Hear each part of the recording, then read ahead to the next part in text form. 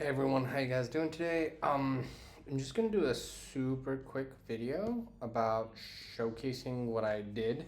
I kind of sneak peeked in my Pokemon video earlier today, or well, my last video. um, but yeah, let's get into it. Um, Essentially, I just kind of copied this model payload here, and I just created each object that I need. So the highest level object is the whole payload, obviously itself, which is just webhook payload, and the object, which will always be the literal string WhatsApp business account. Um, which will be the case. So anything you get from WhatsApp Cloud API will be always labeled WhatsApp business account, right? And then entry object, which you get a list of entry objects. Now, I don't understand why you get a list of entry objects. I'm gonna do some testing to try and figure things out. I think first I'm gonna figure out all the starting messages, and then I'm guessing with like replies and forwarding messages and things will get tricky. So we'll see how this goes. Oh, there's a little lizard, right? And that's what these two do's are because I haven't like finished this up completely. So starting with the highest level, then we have and then we have a key called entry, which is a list of entry objects. So this entire thing, so starting from here through till here, that's what I could define as an entry object, which as you can see only has one top level thing ID, which is your actual account ID, and then everything else that is blah, right? So that, oh, that's something I'm actually gonna update over here. Hashtag to do use env vars to make sure to validate ID, right? Because it's only going to be one business account ID. In this particular case, maybe in the future not, but for now, yes. Right? So essentially there's two in entry object. Once again, there's only one high level object, one high level key, which is ID, and the rest is a list of change objects, right? So if you check over here, all of this jazz, right, is a list of change objects actually starting from here, right? So then we go into the changes object, which, surprise, surprise, the only high level key value pair is field messages, with the value being the value object. So all of this mess over here. So now we're getting closer. So now on the top level, we have messaging product, which will always be the literal WhatsApp once again. I think this really only changes if you're using multiple of Meta's chatting platforms, because you can get Instagram messages and you can get Facebook and all kinds of stuff, right? So you can set up all of that if you want to, but you don't have to, right? So this is, yeah, so I think, so that's why I set this to be the literal WhatsApp. Oh, by the way, the literal for field is always messages, because the only thing I have subscribed is messages on this webhook, right? I might have another webhook set up some point in the future to capture all the other things, because they might be important, but I don't know how valuable they are versus if you just have someone who's good about like staying up to date on the dashboard, right? Or like your messages and notifications. That's at least how I see it right now, but maybe someone else can tell me otherwise in the future. That's okay. So there's the value object, right? So in the value object, once again, messaging product top level is a literal WhatsApp. Metadata, which is a metadata object. Context, which is a list of contact object. Messages with a list of message objects. So we'll just start with metadata. So messaging product, once again, is the only high level value here. Right, we have a metadata object. And this seems to always just be the display phone number and phone number ID, and that's about it. Like nothing else. I think that's your own phone number and phone number ID. Let's see. Yeah, that's your own phone number and phone number ID, right? Which will be useful if you're dealing with multiple phone numbers.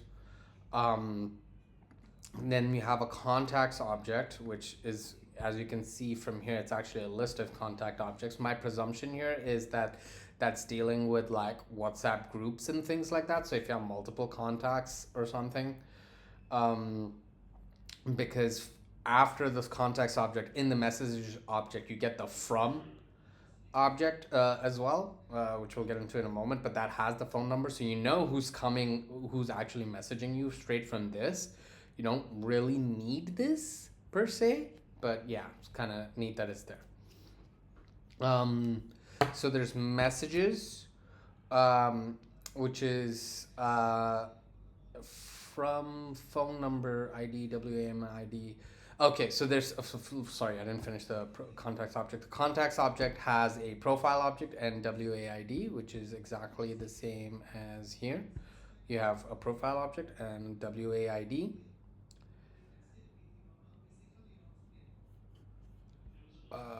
Profile object just has the name, supposedly. I don't know what that's about. I think that's because, like, if you're dealing with someone's Instagram profile or Meta Facebook profile, so they just kind of want to have one API that kind of just works for everything and is similar structured, which is actually, even though it makes for some arbitrary nesting in some cases, is still a good thing because people can essentially just, how do I put this? Like, Meta's huge, right? So you're usually like gonna be eventually, at least, and I don't see that in my case because I don't see a use case for my product to be available through something like Instagram as a bot or whatever, but could be, who knows.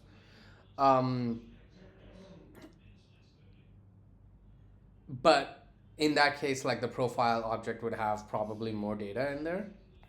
But I think it's just the name for when you have a WhatsApp account, which I think makes sense, right? And WAID, as we already spoke about. Then we have the messages object, right, which is pretty straightforward. So the first thing in the messages object you'll see is I use WA underscore from instead of from, and then I gave it an alias using the annotated pattern. And set that alias to from, because from itself is like a reserved keyword, so like from something, import something, right? And I think it's used in a couple other places, I'm not 100% sure. So that's why I had to do that like that. It's got the ID, which I validate with this regex here, just checking that it starts with WAMID period, and then whatever, right? Maybe I'll add a max length validation to this as well, because I think these would fit some sort of pattern, but I'm not sure at this point, so I'm not. Timestamp, which is a datetime object. So here there's one thing, this timestamp is actually a Unix timestamp, and even though I set timestamp to a datetime object, apparently it's still pretty good about like figuring out a Unix timestamp, so that's actually quite nice. Right, so text is body, message body, which I haven't filled out yet, and type text, which also I haven't fully added yet. I think I have actually added it somewhere. Yeah, I added it in the message object because it's part of the message object. So I added two literal text or image. If it's, even though others are, I think video, location, few others would be supported. So I've just set it to just this right now. And I said to do add video and others as needed after testing all options. I'll just do that, right? So yeah, I think this is pretty nice too. Yeah, and then we have the text object and the image object, and they were really simple, but I was just kind of feeling a bit lazy at that time, so I didn't finish it up. But I think I'll try and do that live in the next video or something, because honestly it's just boring. I'm just hitting up webhook endpoints and just seeing the different structures and just adding that. So maybe I won't actually do it live. I probably actually won't do it live. I'll just do it by myself. Like, I'll just like put something on the TV or whatever and just do it, because it's kind of boring. Sometimes you do have to push yourself, and normally I'm not a huge fan of being distracted and stuff, but you know, sometimes it's okay if it helps you get going, right? Um, yeah.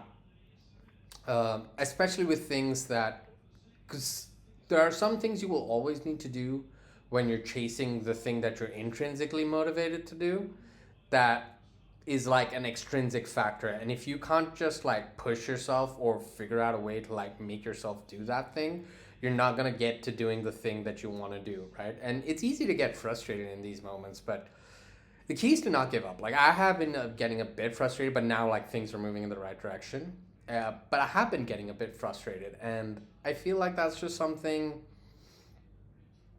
that is part of the process. That's gonna happen sometimes, and like you'll get back into a flow again, and it'll be fine, right? And just go with the flow a little bit, right? Like no one's word is gospel. I've said like millions of things that probably sound very smart and are things I stand by and believe in, right? But there's almost nothing in this world that is universally applicable, right? So, it's okay. Allow yourself some distractions once in a while. I think that's okay as well. Um, Something I'm learning for myself. So, anyways, that's the end of this video. Thank you so much for hopping in, and I'll catch you in the next one. Bye bye.